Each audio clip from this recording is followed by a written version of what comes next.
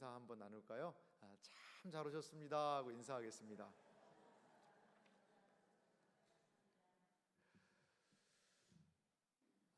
요즘 우리 아이들을 보면 한 가지 좀 특징이 있습니다. 이 청소년들을 보면 아이들이 뭐 그렇게 참 아이들을 감동시킬 만한 그런 것들이 많이 드문 것 같아요. 아이들이 가장 좋아하는 게 뭘까요? 예, 맞습니다. 그겁니다. 스마트폰은 좋아합니다. 그거 하나만 있으면 뭐 1시간, 2시간, 3시간 집중력이 막 고도로 상승을 합니다.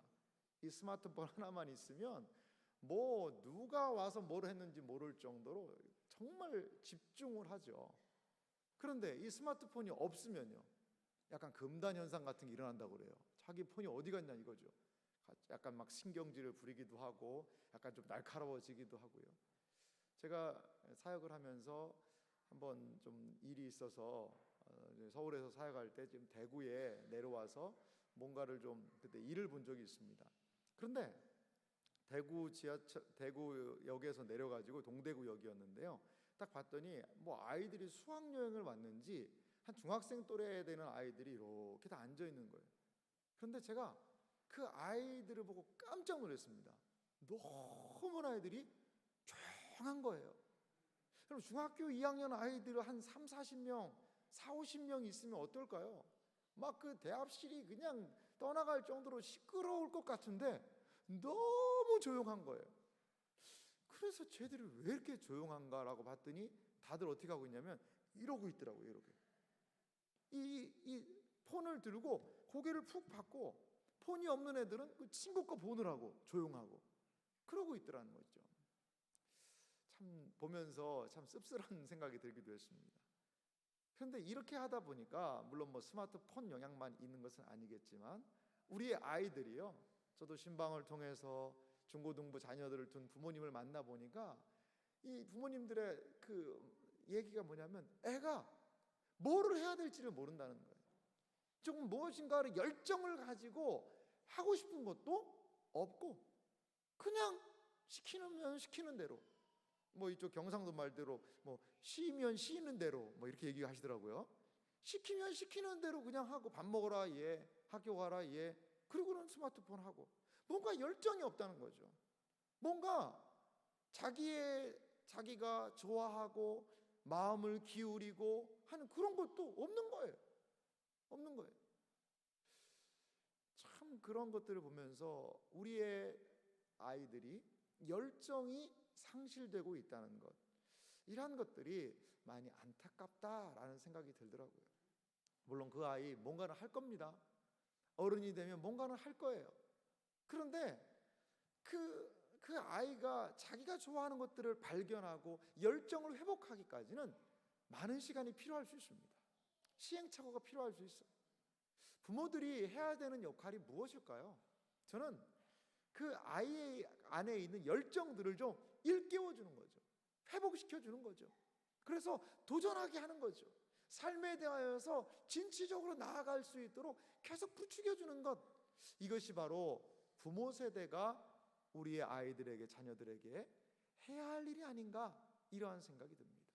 열정 없는 자녀, 그리고 집에 앉으면 뭐만 하는 그 스마트폰만 하고 있는 자녀를 보는 부모의 심정은 어떨까요? 우리 아이는 그냥 스마트폰 너무 좋아하니까 그냥 저것만 하고 그렇게 해도 괜찮아 라고 하는 부모는 없습니다. 그렇게 하고 있는 자녀를 보는 부모들은 다 여기 속에서요 열불이 일어납니다. 열불이. 차라리 나가서 놀으라는 거예요. 차라리 나가서 뛰어놀기라도 하면 건강하기라도 하지. 이 꾸부정하게 앉아가지고 이 폰 만지고 있는 그걸 보는 엄마의 마음에 이 막 불이 올라오지 않습니까? 그런데 오늘 성경의 말씀을 보면 이러한 모습이 교회의 모습이 될 수도 있다는 거예요. 교회가 열정을 상실하면요, 이 주님의 마음에 막 불이 일어나시는 거죠. 교회가 열정을 잃어버린 교회. 교회긴 교회예요. 간판이 있어요. 건물도 있어요. 그리고 사람들이 모여 와서 예배를 드려요. 그리고 예배를 드리고 흩어져요. 분명히 교회긴 한데 열정이 없어요. 예배에 대한 사모함도 없고요, 뜨거운 찬양도 없고요, 그냥 마지못해 와서 예배 드리고 아이고 예배 끝났다. 그러한 예배는 그 예배의 시작하는 목적이 있어요. 그거 뭐냐면 끝나는 게 목적이에요. 예배를 드려서 뭐 은혜를 받고 감동이 되고 이게 목적이 아니라 예배 시작하면 언제 끝나나. 가장 은혜 받는 예배는 어떤 예배일까요? 빨리 끝나는 예배 맞죠? 그거죠. 빨리 5분이라도 일찍 끝나면 와 오늘 5분 빨리 끝났다. 그러면서 신앙의 열정을 상실해 버릴 수 있다는 거죠. 그러면 우리 주님의 마음에 불이 나시는 거예요. 오늘 라오디게아 교회를 보면 주님께서 이 교회를 책망하십니다. 칭찬을 찾아볼 수가 없습니다. 책망만 받고 있어요. 이 라오디게아 교회를 보면 주님의 마음에 너무나도 막 불이 일어나시는 거예요. 니들 그러면 안 된다, 니들 그러면 안 된다 라는 주님의 음성이 귓가에 쟁쟁한 것 같습니다. 오늘 라오디게아 교회 7교회의 마지막 교회입니다. 이제 라오디게아 교회를 마친 다음에 우리가 드디어 4장으로 넘어갑니다. 이제 4장으로 가면 한 장씩 제가 하려고 합니다. 이 7교회는 한 교회씩 살펴봤고요. 4장으로 가게 되면 우리가 한 장씩 좀 살피면서 보려고 하는데, 이제 천상에서부터 하나님께서 하시는 일이 천상의 예배가 4장과 5장 그리고 6장에서는 드디어 심판 시리즈들이 시작돼서 박진감 넘치는 계시록의 모습이 진행되게 됩니다. 이제 마지막 이 라오디게아 교회, 이 교회를 향한 주님의 마음은 무엇인지, 그리고 이 라오디게아 교회는 과연 왜 어디에서 무엇이 잘못되었는지를 7교회 시리즈의 마지막으로 우리가 살펴보기 원합니다. 먼저 우리가 이 라오디게아 교회가 위치한 이 라오디게아라는 그 지역을 이해하는 것이 좀 필요할 것 같습니다. 이 라오디게아가 어떤 도시인가, 여러분 유인물을 좀 한번 참조해 보세요. 라오디게아는 가로 1번에 보니까요, 주전 253년 이전에 셀레우코스 왕국의 왕인 안티오코스 2세라는 사람이 있습니다. 이 사람에 의해서 세워진 것으로 보여요. 그 이후에 버가모 왕국으로 넘어갔고 최종적으로 어느 나라가 지배를 하냐면 로마가 지배하는 것이 이 라오디게아 도시였습니다. 다른 도시들은 로마에 반란을 일으켰지만 라오디게아는 로마에 충성을 다했고 그래서 번창했다는 거죠. 로마에 끝까지 충성을 다해서 로마와 우호적인 관계를 이 라오디게아라는 지역의 도시는 가졌다는 거죠. 두 번째 보면 라오디게아는요, 교역과 교통의 중심지였습니다. 그 교역과 교통의 중심지 역할을 할 수 있었던 것은요, 이 강 때문이었는데요. 두 강이 있었는데 아소푸스 강하고요 카푸수스 강이라는 이 강 사이에 있었기 때문에 여러 가지 물자들이 운송되기에 용이했던 것 같습니다. 라오디게아 북쪽으로 10km 정도 떨어진 곳에는요 히에라볼리라는 그런 도시가 있어요. 히에라볼리라는 도시가 있었고, 또 동쪽으로 16km 정도 떨어진 곳에는요 우리가 잘 알죠, 골로새서의 상징인 골로새라는 그 지역이 있었다는 거죠. 그러니까 성경에 히에라볼리와 골로새, 사실 골로새가 우리가 보기에는 더 유명한 도시긴 합니다. 왜? 골로새서가 있기 때문에요. 그리고 히에라볼리도 상당히 유명한 도시였는데 오늘 이 라오디게아라는 이 지역, 거기에 중심으로 한 교회를 향하여서 오늘 서신을 쓰고 있는 것이죠. 그래서 이 세 도시가 3대 도시로서 그 지역에서 매우 유명하였던 것을 우리가 생각해 볼 수 있습니다. 3번을 보면요, 라오디게아는 경제적으로 매우 좀 풍요로운 도시였던 것으로 보여요. 특별히요 부드럽고 윤기가 나는 흑양모 산업이 이 도시에 발달했다고 그래요.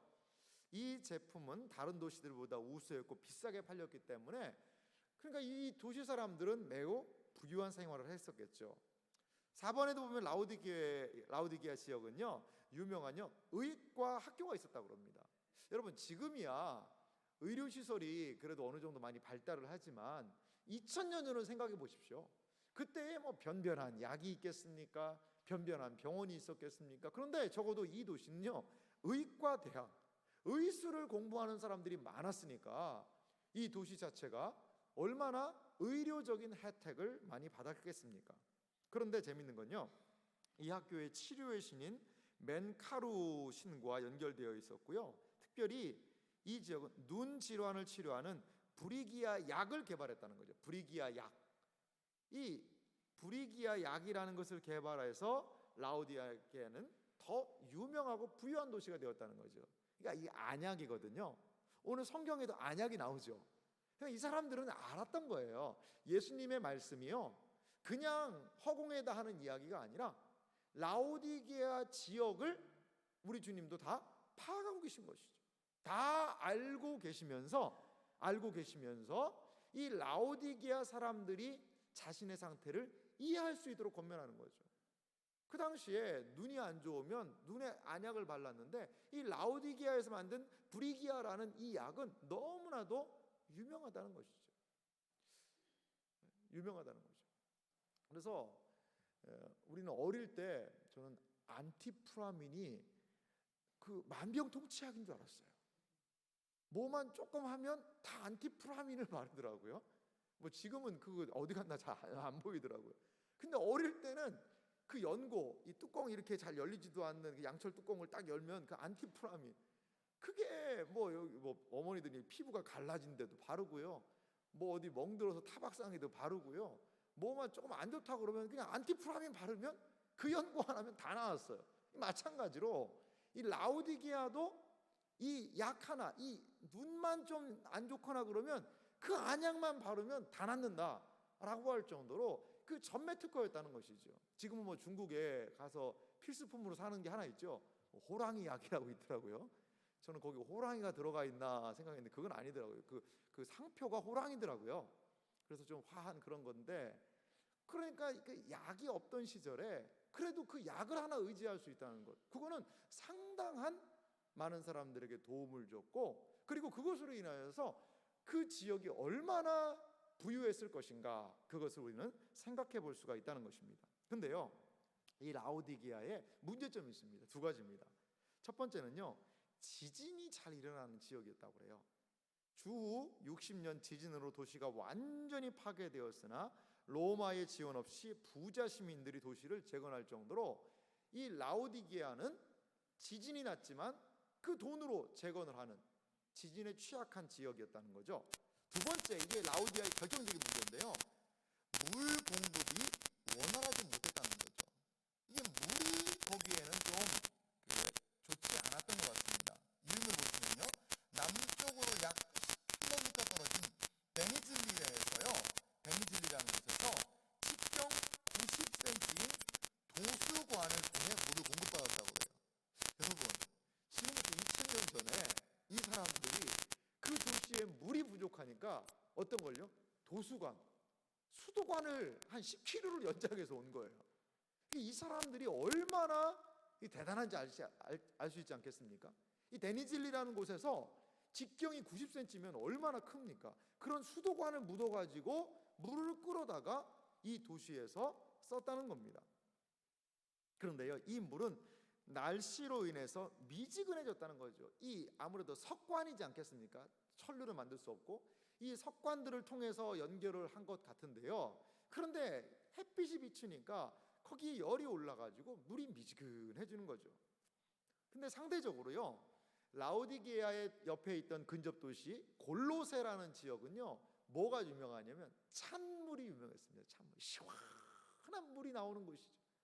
뭐 여기 근처에도 얼음골이라는 데가 있지 않습니까? 얼음골에서 유명한 사과가 얼음골 사과죠. 거기는 여름에도 시원하지 않습니까? 그렇듯이 이 골로새는요, 찬물이 유명했다고 그래요. 그리고 히에라볼리라고도 이야기하는데 거기는 뭐가 있냐면 온천이 있는 거예요. 뜨끈뜨끈한 온천이 있는 건데, 이렇게 주님께서는 차든지 덥든지 하라라고 이야기하지 않습니까? 그게 다 어떠한 배경이 있는 것이죠. 골로새의 찬물과 같은 신앙, 또 히에라폴리스의 뜨거운 것과 같은 신앙, 이런 것들에 대해서 이야기하는데 너희들은 미지근한 신앙을 갖고 있구나라는 배경이 바로 이러한 지역적인 상황, 책망이었다는 것입니다. 그러면 이 라오디게아 교회를 향한 주님의 책망은 과연 무엇일까요? 이 책망을 살펴보기 전에 이 라오디게아 교회가 어떻게 세워졌을까, 그것을 좀 살펴보면요, 라오디게아의 설립을 보면 가로 1번에 그렇게 되어 있죠. 라오디게아 교회는 에바브라에 의해 세워졌다고 보입니다. 이 에바브라라는 사람이 있는데요, 이번에 보면 에바브라는요 골로새 교회, 골로새 1장 7절에 보니까 이 사람에 의해서 세워진 것 같아요. 그런데 바울이 에베소에서 3년 사역할 때 라오디게와 히아라볼리에 복음을 전한 그러한 부분들도 보인다는 것이죠. 그래서 이 에바브라에 의해서 골로새의 교회가 세워지고 아마도 그 지역에 같이 교회가 세워진 것이 아닌가, 그렇게도 살펴볼 수 있습니다.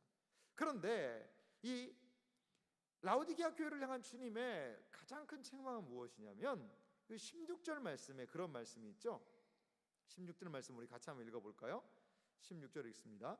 내가 이같이 미지근하여 뜨겁지도 아니하고 차지도 아니하니 내 입에서 너를 토하여 버리리라. 15절도 제가 읽어볼게요. 내가 내 행위를 아노니 내가 차지도 아니하고 뜨겁지도 아니하도다. 내가 차든지 뜨겁든지 하기를 원하노라. 주님은 이렇게 말씀하고 계시다는 것이죠. 유인물 위쪽에 보면요, 데니질리에서 수도관을 통해 이끌어온 물이 미지근해서 먹기에 적절하지 못했다고 합니다. 라오디게아 교회는 급수해온 물과 같아서는 안 된다는 거죠. 조만간 하나님은 심판하시며 입에서 토해내는, 이 구토를 일으키는 그러한 부분이라는 겁니다. 여러분, 여기에 보면 이 미지근한 것, 16절에는 내가 이같이 미지근하여 라고 이야기를 하죠. 사실 우리는 요즘에 뜨거운 물 먹다가 입을 홀라당 대거나 너무 찬물 먹으면 몸에 안 좋다, 그래서 미지근하게 물을 먹으면 좋다, 이렇게 얘기를 해서 아니 뭐 미지근한 게 뭐가 문제가 있을까, 이렇게 생각할 수 있습니다. 그런데요, 신앙에서 미지근한 것은요 너무나도 불쌍하고 위험한 겁니다. 차라리 차다면, 아예 신앙생활을 하지 않는다면, 신앙생활을 하지 않는 것 같다면 그러면 어떻게 해야 돼요? 복음을 전하면 되지 않습니까? 복음을 전해서 신앙을 갖도록 하면 돼요. 신앙이 뜨거우면요 감사한 거죠. 열정을 가지고 열심히 신앙생활하면 그것만큼 감사한 것이 어디 있겠습니까?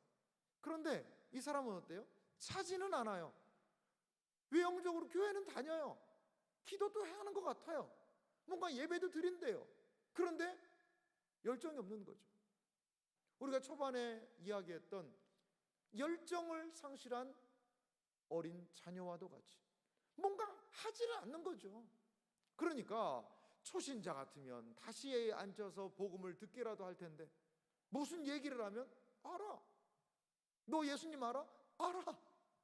너 교회가 뭔지 알아? 알아. 그런데 왜 그렇게 너 그 신앙생활 그렇게 하면 되겠어? 하면 알아. 이렇게 얘기하는 거죠. 알기는 다 알아요. 알아요. 그런데 열정을 상실한 것이죠.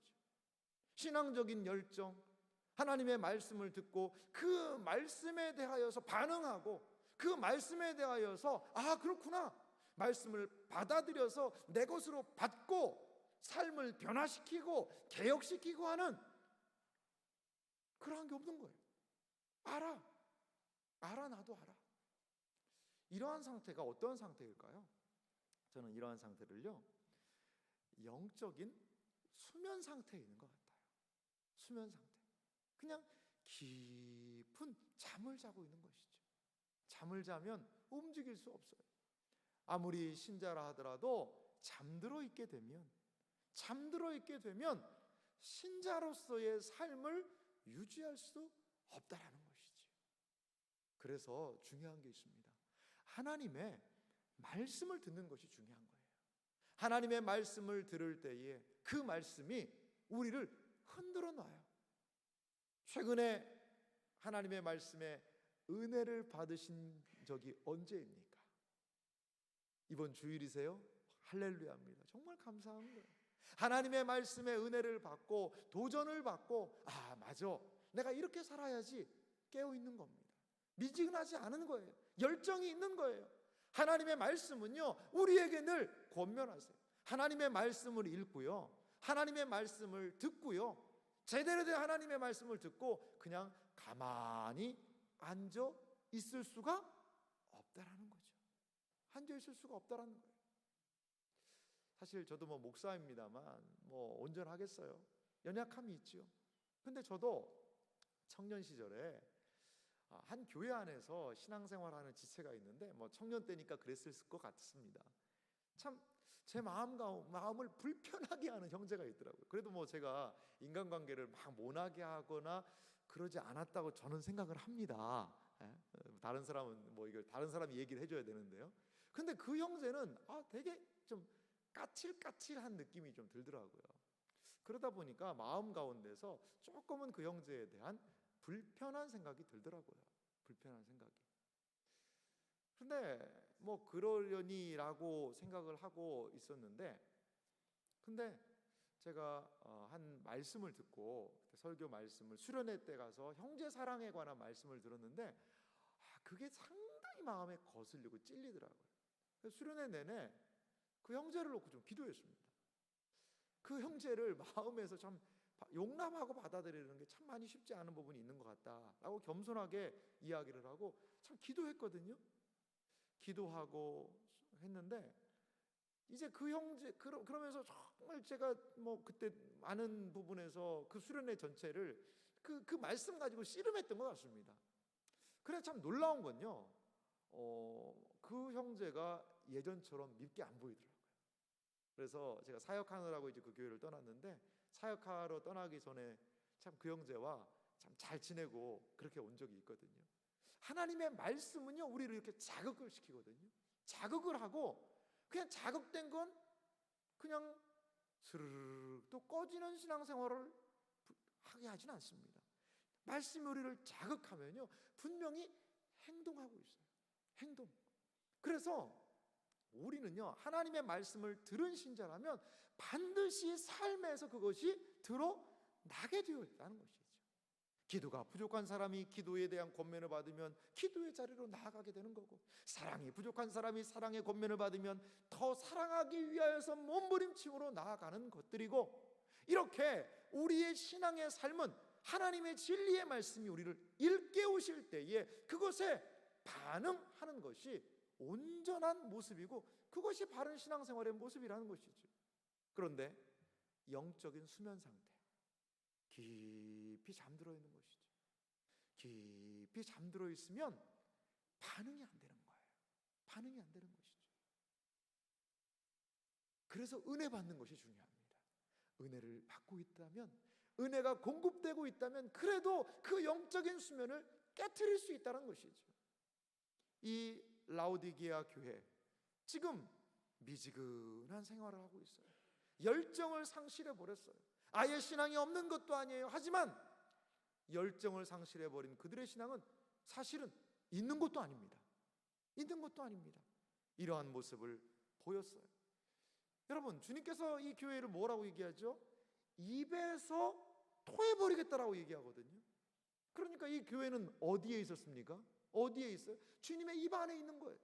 주님의 입 안에서 주님이 사용하시고 주님께서 온전히 쓰시는 교회였음에도 불구하고 열정을 상실해버리자 이제는 주님께서 토해버릴 정도의 그러한 모습이 되었다는 것입니다. 유인물 가로 2번을 보면요, 주님의 초점은 행함이 없는 교회의 삶이다. 행함이 없어요. 이들에게 행동이 없어요. 오늘 우리가 모여서 전도했거든요. 수요일날 전도하는 날인데, 요즘에 전도하시는 이 전도되는 사람도 늘기는 합니다만 전도에 나오시는 분들이 많이 늘었어요. 그래서 오늘도 좀 많은 분들이 오셔서 함께 전도했는데요, 얼마나 감사한지 몰라요. 그러니까 전도대원들이 힘이 나시는 거예요. 전도가 잘 돼서도 힘나지만 그래도 서로 이렇게 함께 사람들이 모이니까 힘을 내서 이렇게 하더라고요.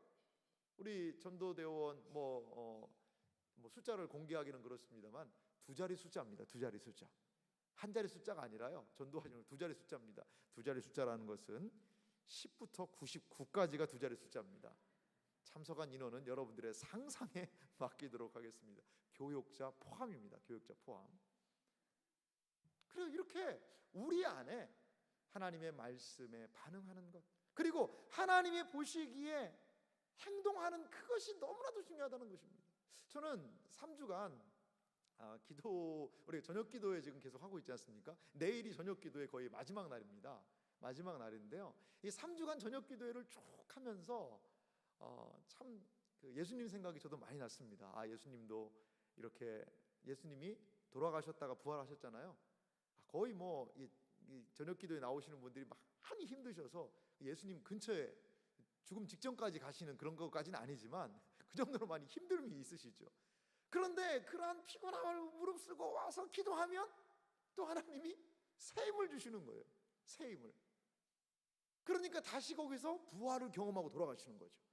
올 때는 막 죽을 것 같이 왔다가도 기도하고 나면 주님이 힘 주시니까 부활을 경험해서 가기도 하고요. 저도 3주간 인도하면서 여러분과 동일한 걸 경험했습니다. 때로는 많이 힘들어서 주여 라고 했는데, 또 기도하면 우리 성도님들이 막 같이 기도하시면 여기서 막 힘이 나는 거예요. 힘이 나는 거예요. 그러니까 막 목소리가 그냥 같이 톤이 막 올라가면서 막 여기서 열정을 회복시켜 주시는 거예요. 그래서 저랑 좀 가까이 있는 분이 그 얘기 하시더라고요. 좀 살살하라고. 가까이 있는 분이 누군지는 상상에 맡기겠습니다. 좀 살살하라고. 그런데 우리 성도님들이 함께 기도하니까 이 목을 아껴서는 안 될 정도로 막 그냥 하나님께서 열정을 주시는 거죠.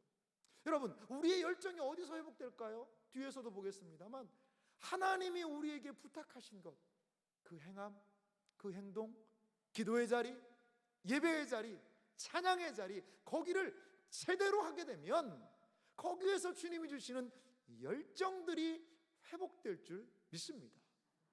그래서 주님께서는 교회에게 예배를 부탁하시고 말씀을 주셨고 찬양을 맡기셨고 기도를 맡기신 것 아니겠어요? 이러한 부분들에 부지런히 은혜의 수단에 함께 참여할 때에 거기에서 하나님이 주시는 말씀의 깨달음, 열정, 여기에서 올라오는 거예요. 여기에서. 저는 참 요즘에 너무나 행복한 이야기를 많이 들어요. 어떤 이야기냐면, 많이 힘이 들었던 분들이, 성도님들이 이 말씀이 들으면서 막 회복이 된다는 거예요. 회복이. 말씀을 들으니까 힘이 나신다는 거예요.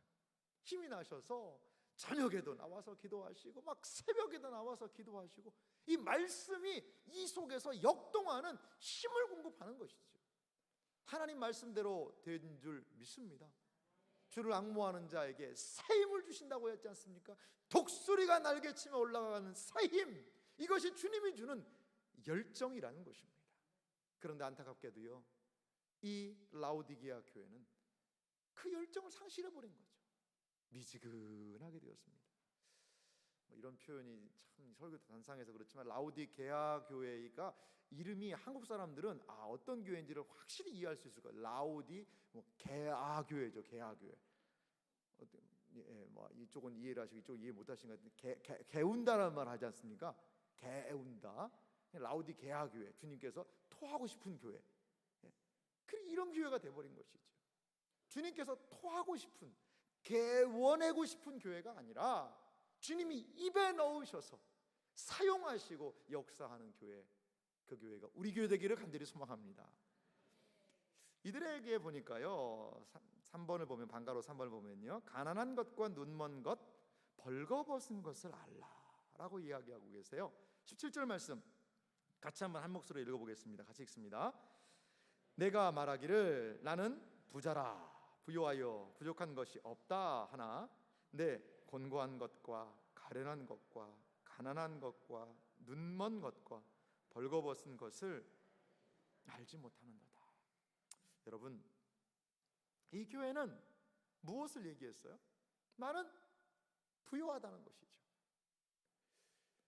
자, 가로 1번을 보면요, 한번 좀 보시기 바랍니다. 유인물 보시겠습니다. 라오디게아 교인은 크게 부요했고 그리스도인에게는 치명적인 자만과 안일에 빠졌었다. 이 사람들은요, 부요하다는 거예요. 양모를 팔아서 돈 많이 벌고 부유했고요.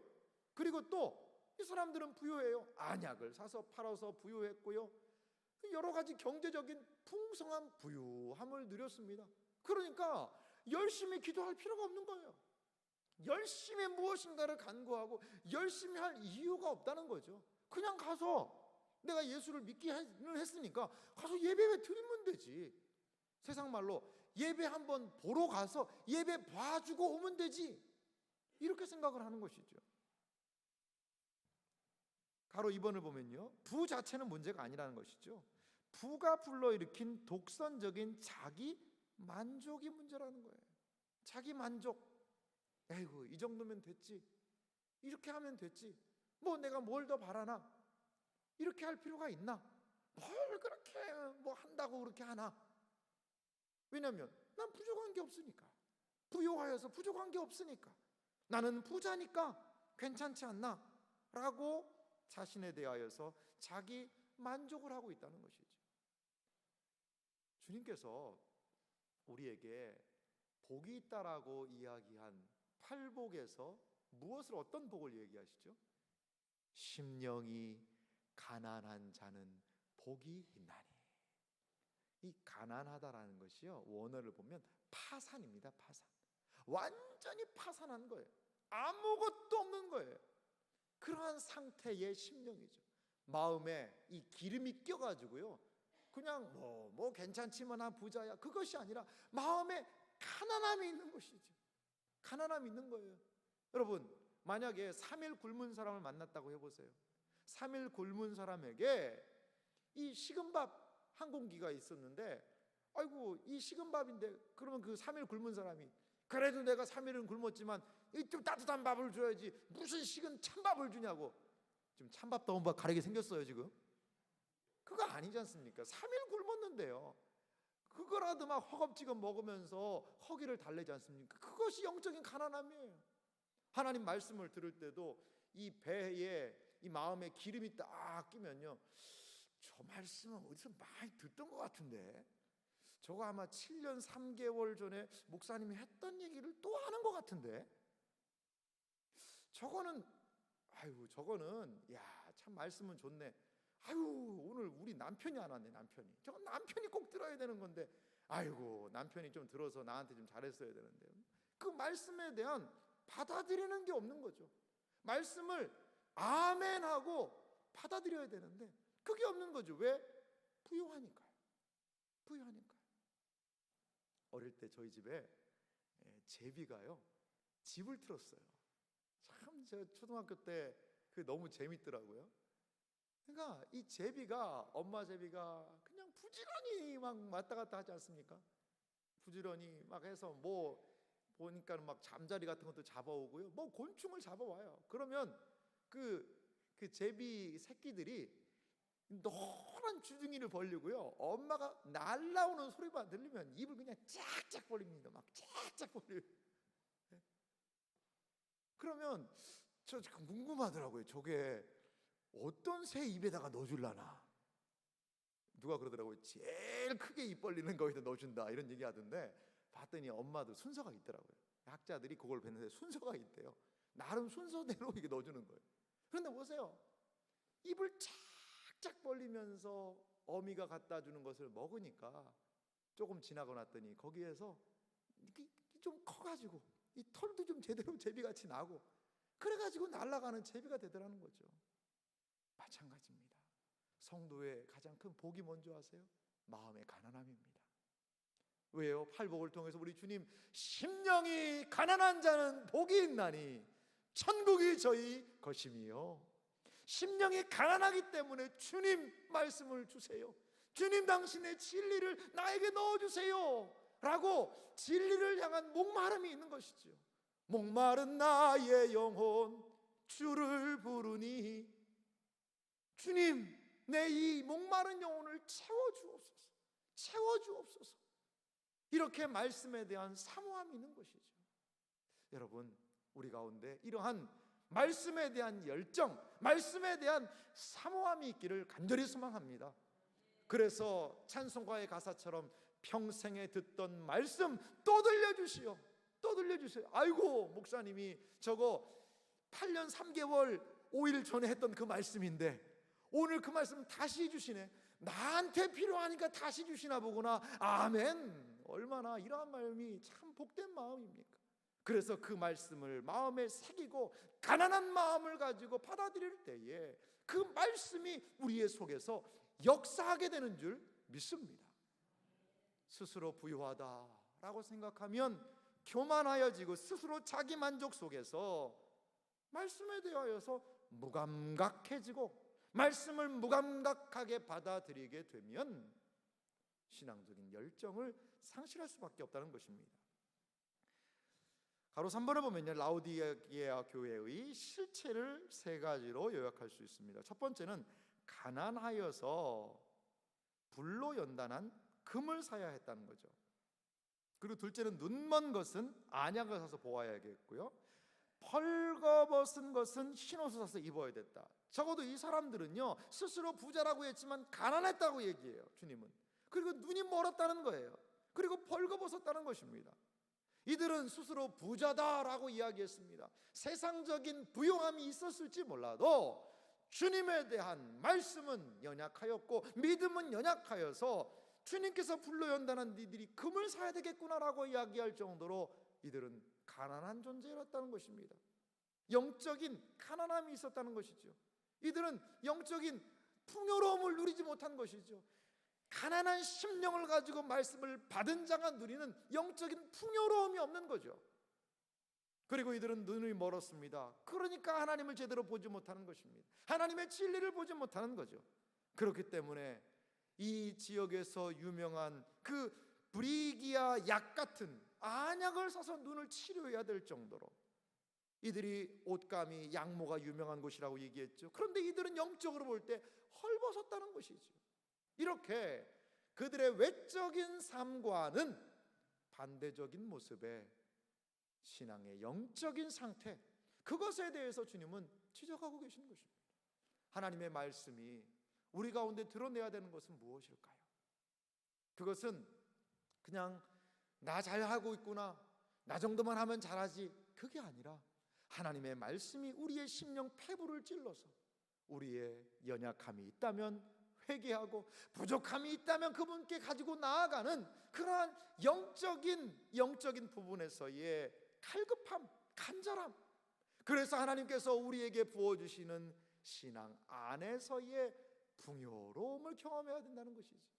예수님은 자신의 오심을 이렇게 얘기했습니다. 내가 온 것은 양으로 생명을 얻게 하고 더 풍성하게 하려는 것이라. 할렐루야. 그래요. 예수님이 오신 이유가 무엇입니까? 우리에게 생명을 주시기 위함입니다. 또한 우리에게 더 풍성히 얻게 하려 함이라. 신앙 안에는 여러분 풍성함이 있다는 것을 믿으시기 바랍니다. 주님 제대로 믿을 때에, 열정으로 나아갈 때에 거기에 주님이 주시는 풍성함이 있어요. 결단코 미지근한 신앙이 만날 수 없는 주님이 주시는 풍성함, 이것을 경험하시는 복된 생애와 삶이 되시기를 주님의 이름으로 간절히 소망합니다. 이제 이 교회를 향하여서 주님께서는 권면을 하십니다. 라오디게아 교회를 향한 주님의 권면은 무엇일까요? 먼저는요, 열심을 내라, 회개하라는 그러한 말씀을 하고 계세요. 우리 19절 말씀을 한 목소리로 같이 읽어보도록 하겠습니다. 읽습니다. 무릇 내가 사랑하는 자를 책망하여 징계하노니 그러므로 내가 열심을 내라, 회개하라. 우리 주님의 마음이 여러분 느껴지시지 않습니까? 입에 넣었던 교회, 주님의 입에 넣어서 주님이 기쁘게 사용하셨던 그 교회, 그런데 그 주님의 입에서 이제는 내가 너를 토해버릴 수밖에 없다, 토해버릴 수밖에 없는 그런 주님의 이 애끓는 안타까움, 주님께서는 그것을 보시면서 무엇을 19절에 얘기하냐면 내가 사랑하는 자를 책망하여 징계하노니. 여전히 미지근한 신앙을 가지고 있지만, 주님에 대한 열정을 상실해 버렸지만, 주님에 대한 모습이 너무나도 미미하고 가난하고 앞 못 보고 헐벗고 있는 이 교회이지만 여전히 주님께서는 이 교회를 어떻게 하고 계세요? 사랑하고 계시다는 거예요. 사랑하고 계시다는 거예요. 혹여라도 우리의 신앙적인 열정이 뒤로 많이 물러나 계십니까? 기도해도 뭐 뼈로 통한 수가 없는 것 같고, 말씀을 듣고 그냥 성경을 해도 그런 것 같고, 냉랭함이 우리의 마음 가운데 있고, 신앙적인 열정을 혹이라도 상실한 분들이 계십니까? 그렇다면 오늘 주님의 이 사랑에 속삭이는 음성을 들으셔야 돼요. 아직까지 내가 너를 사랑한다. 이 교회도 사랑하신다고 얘기하잖아요. 아직까지도 여전히 주님은 이 교회를 사랑하시는 것이죠. 그러니까 이 교회가 돌이켜서 열심을 내고 회개하기를 원하고 계시는 것입니다. 그래서 그들을 사랑하기 때문에 이렇게 이 라오디게아 교회에게 말씀하고 계신 것 아니겠어요? 분명히 히에라볼리에도 교회가 있었을 것이고요, 골로새에도 교회가 있었습니다. 이 교회들을 이야기할 수도 있었어요. 하지만 골로새 교회와 히에라볼리에 있는 교회보다도 이 지금 열정을 상실한 이 라오디게아 교회를 향하여 주님은 편지를 보내시기를 원하셨다는 것을 기억하시기 바라요. 무엇 때문일까요? 이 교회가 다시 회복해야 되기 때문에, 이 교회가 다시 주님의 말씀을 듣고 그 미지근한 상태에서 뜨거움을 회복하기를 우리 주님은 원하고 계신다는 것입니다. 유인물 내용을 보면요, 행함에 있어서 가로 1번을 보면 실패한 사람들에 대한 하나님의 사랑은 징계로 나타나고 있어요. 주님께서 징계하신다는 것이죠. 2번을 보면요, 열렬한 회개, 그들의 열정은 그 초점을 자아에서 하나님으로 변화시킬 필요가 있었고, 그렇게 하는 유일한 길은 회개하는 것이다. 이들은 생각했습니다. 나는 부자라, 부유하여 부족한 것이 없다. 항상 자기 중심이에요. 뭐 내가 여기서 더 부족한 게 뭐가 있어? 자신의 연약함을 볼 수 있다면, 아무리 돈이 많은 사람이라 하더라도, 아무리 건강하고 아무리 높은 지위와 직급을 가지고 나는 더 이상 뭐 기도할 것도 없어라고 하는 사람이라 하더라도, 하나님의 말씀을 들을 때에 말씀 안에서 내가 이렇게 살아야 되는데 이렇게 살지 못하는구나, 그것이 깨달아진다면 그것이 여러분 복이라는 것을 기억하시기 바랍니다. 자기중심의 신앙생활에서 하나님의 말씀을 받아들이고 하나님이 요구하시는 그러한 삶, 그것으로 나아갈 수 있다면 그것이 복이라는 것입니다.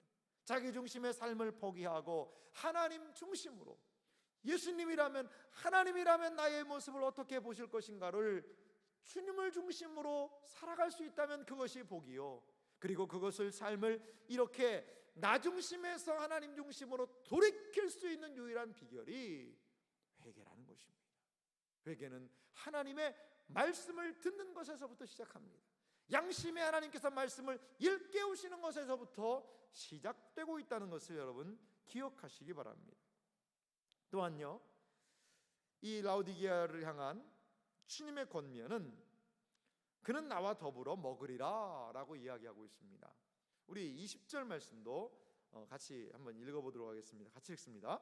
볼지어다 내가 문 밖에 서서 두드리노니 누구든지 내 음성을 듣고 문을 열면 내가 그에게로 들어가 그와 더불어 먹고 그는 나와 더불어 먹으리라. 아멘. 사실 이 말씀은 좀 오해가 많은 말씀입니다.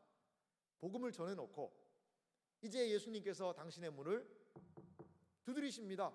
마음의 문을 활짝 여세요. 그럼 예수님이 들어가셔서 당신도 예수님 믿는 사람이 될 것입니다. 이러한 이야기 많이 들으셨죠? 많이 들으셨을 거예요.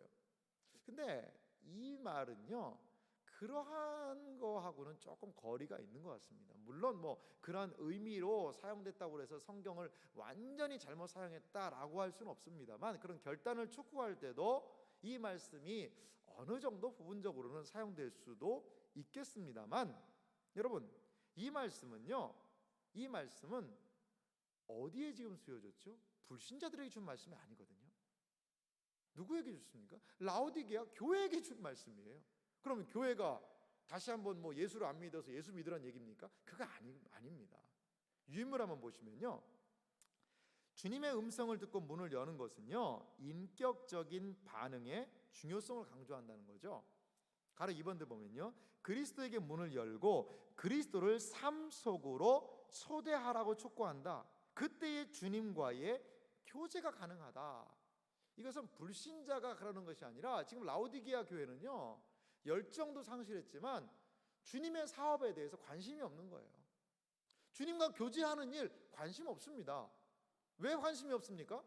나는 부자라, 부유하여 부족한 것이 없는데 주님과의 교제가 이게 무슨 상관이냐는 거죠. 그러니까 주님을 문 밖에 세워놓고 자기들끼리 노는 거예요.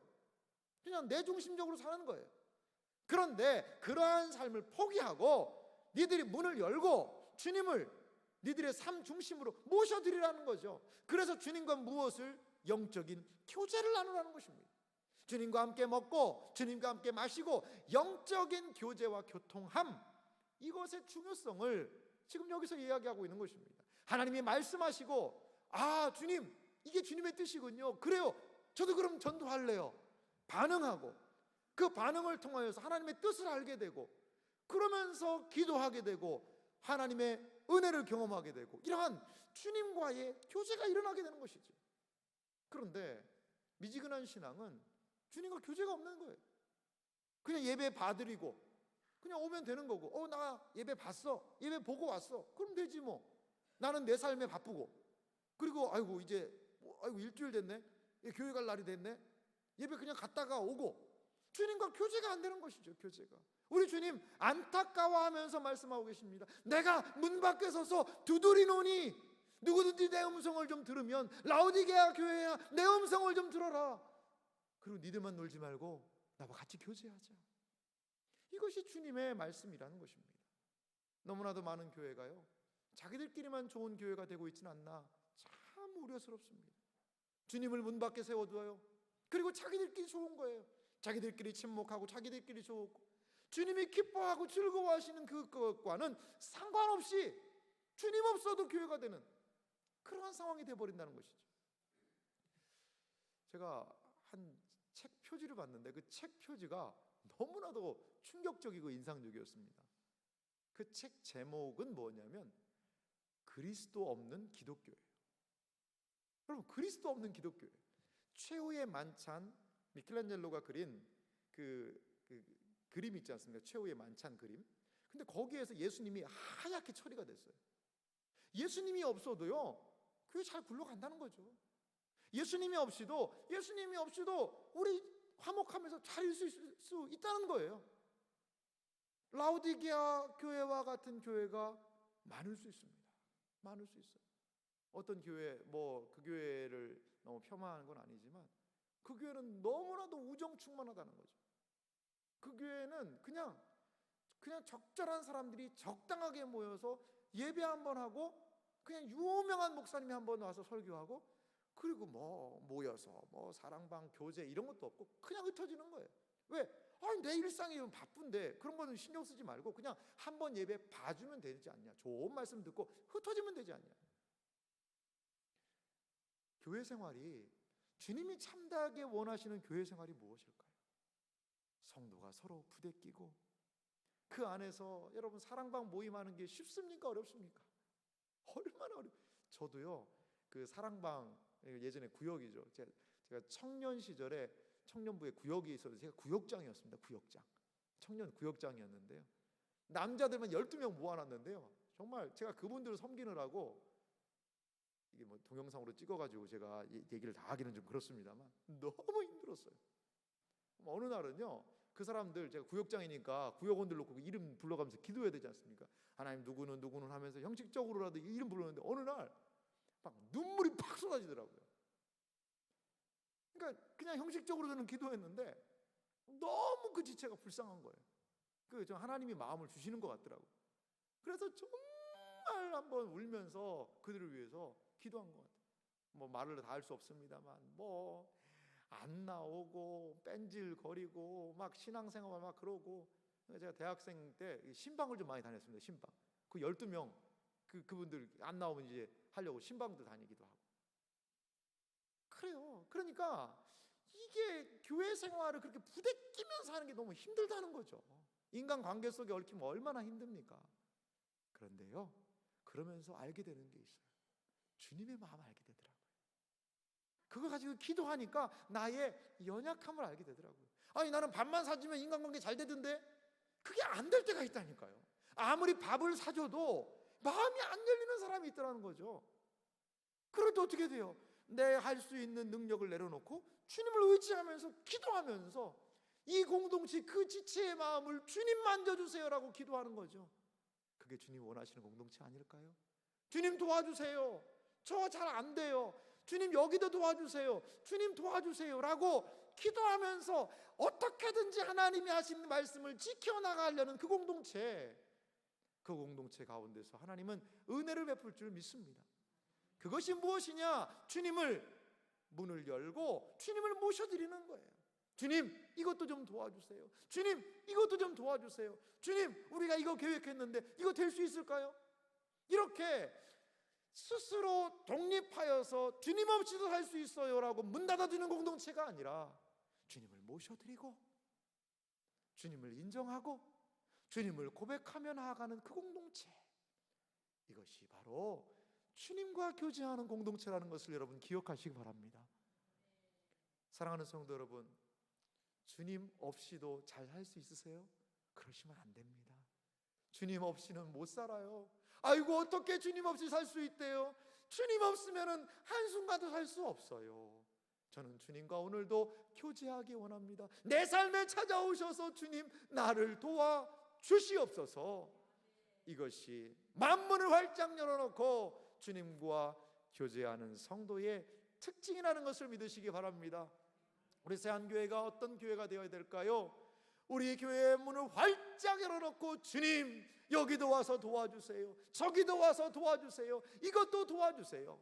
이렇게 하나님을 철저히 의지하며 주님 한 분만을 바라보고 그분과 교제하는 공동체가 되어야 할 줄 믿습니다.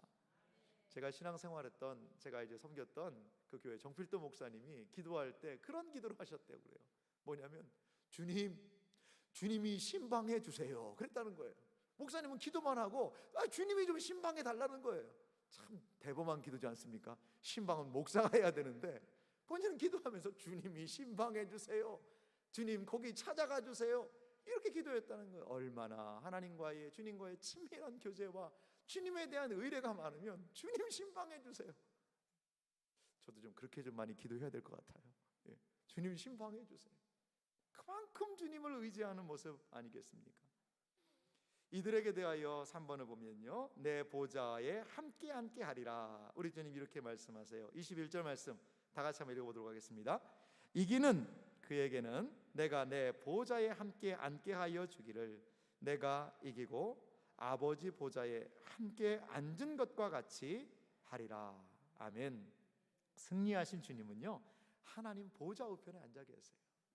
또한 승리한 성도는 영광과 심판의 보좌에 주님과 함께 참여한다는 것을 여러분 믿으시기 바랍니다. 주님과 함께, 주와 함께 다스리고 주님과 함께 하는 것, 끝까지 이기고 나간 성도들에게 주시는 하나님의 은혜라는 것입니다. 우리 마지막 그 부분을, 라오디게아 교회를 정리하면서 그 부분 같이 한번 읽어보겠습니다. 함께 읽습니다. 예수님은 라오디게아 교회를 책망하신다. 그 교회가 증언을 하지 않고 개탄할 만한 영적인 상태에 있었기 때문이다. 그리스도는 라오디게아 교회가 그와 함께 왕노릇하기 위해 충성된 증인이 되고 그와의 교제를 새롭게 함으로 인내하라고 권하신다. 아멘. 그렇습니다. 이 라오디게아 교회 일깨어서 깨어나서 다시 한번 회개하고 돌이켜서 열정을 회복해야 되겠습니다. 그리고 주님의 충성됨을 이들이 유지하여야 하였다는 것입니다. 우리도 이 라오디게아의 교훈을 기억하며 주님에 대한 열정이 식어졌다면 오늘 이 밤에 기도하면서 다시금 그 열정이 회복되기를 간절히 소망합니다. 그리고 우리 교회가 마음문을 열어놓고 주님을 받아들이며 주님과 깊이 교제하며 주님과 친밀함을 누리는, 주님이 기뻐하시는 열정의 공동체, 복음의 공동체, 말씀의 공동체가 되기를 주님의 이름으로 축원합니다. 같이 한번 이 시간에 기도하도록 하겠습니다.